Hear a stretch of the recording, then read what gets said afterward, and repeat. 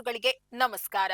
ಪ್ರಿಯಾಂಕ್ ಖರ್ಗೆ ಅವರಿಗೂ ಆರ್ಎಸ್ಎಸ್ಗೂ ಎಣ್ಣೆ ಸೀಗೆಕಾಯಿ ಸಂಬಂಧ ಅನ್ನೋದು ಈಗಾಗಲೇ ಗೊತ್ತಿರೋ ವಿಚಾರ.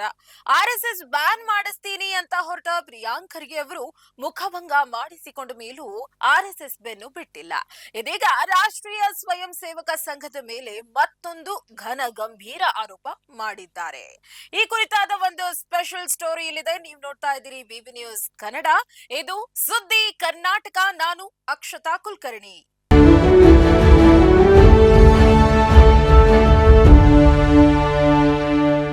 ಸಚಿವ ಪ್ರಿಯಾಂಕ್ ಖರ್ಗೆ ಮತ್ತು ರಾಷ್ಟ್ರೀಯ ಸ್ವಯಂ ಸೇವಕ ಸಂಘ ನಡುವಿನ ರಾಜಕೀಯ ಜಟಾಪಟಿ ಇದೀಗ ಹೊಸ ತಿರುವು ಪಡೆದುಕೊಂಡಿದೆ.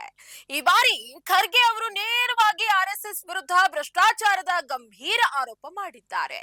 ತಮ್ಮ ಟ್ವೀಟ್ ಮೂಲಕ ಈ ಆರೋಪವನ್ನ ಮಾಡಿರುವ ಪ್ರಿಯಾಂಕ್ ಖರ್ಗೆ, ಹಿಂದಿನ ಕರ್ನಾಟಕ ಬಿಜೆಪಿ ಸರ್ಕಾರವು ಕಲ್ಯಾಣ ಕರ್ನಾಟಕ ಮಾನವ ಸಂಪನ್ಮೂಲ ಕೃಷಿ ಮತ್ತು ಸಾಂಸ್ಕೃತಿಕ ಸಂಘ ಎಂಬ ಸಾಂವಿಧಾನಿಕ ಸಂಸ್ಥೆಯನ್ನ ರಕ್ಷಿಸಿತು ಎಂದು ಹೇಳಿದ್ದಾರೆ. ಈ ಸಂಸ್ಥೆಯು 500 ಕೋಟಿ ಬಜೆಟ್ನೊಂದಿಗೆ ಮಾನವ ಸಂಪನ್ಮೂಲವನ್ನ ಅಭಿವೃದ್ಧಿಪಡಿಸುವ ಉದ್ದೇಶವನ್ನ ಹೊಂದಿದ್ರೂ ವಾಸ್ತವದಲ್ಲಿ ಈ ಪ್ರದೇಶದ ಅಭಿವೃದ್ಧಿಗೆ ಮೀಸಲಾದ ಹಣವನ್ನ ಆರ್ಎಸ್ಎಸ್ ಮತ್ತು ಅದರ ಅಂಗ ಸಂಸ್ಥೆಗಳ ಉಪಯೋಗಕ್ಕಾಗಿ ಬಳಸಿಕೊಳ್ಳಲಾಗಿದೆ ಎಂದು ಅವರು ಆರೋಪಿಸಿದ್ದಾರೆ. ಈ ಮೂಲಕ 322 ಕೋಟಿಗೂ ಹೆಚ್ಚು ಹಣವನ್ನ ದುರುಪಯೋಗ ಪಡಿಸಿಕೊಳ್ಳಲಾಗಿದೆ ಎಂದು ವರದಿಗಳು ಹೇಳುತ್ತಿವೆ. ಆ ಅವಧಿಯಲ್ಲಿ ರಾಜ್ಯದಲ್ಲಿ ನಡೆದ ಅತಿ ದೊಡ್ಡ ಹಗರಣ, ವಂಚನೆ ಅಥವಾ ಭ್ರಷ್ಟಾಚಾರ ಬಹುಶಃ ಇದೇ ಆಗಿರಬಹುದು ಎಂದು ಅವರು ಉಲ್ಲೇಖಿಸಿದ್ದಾರೆ.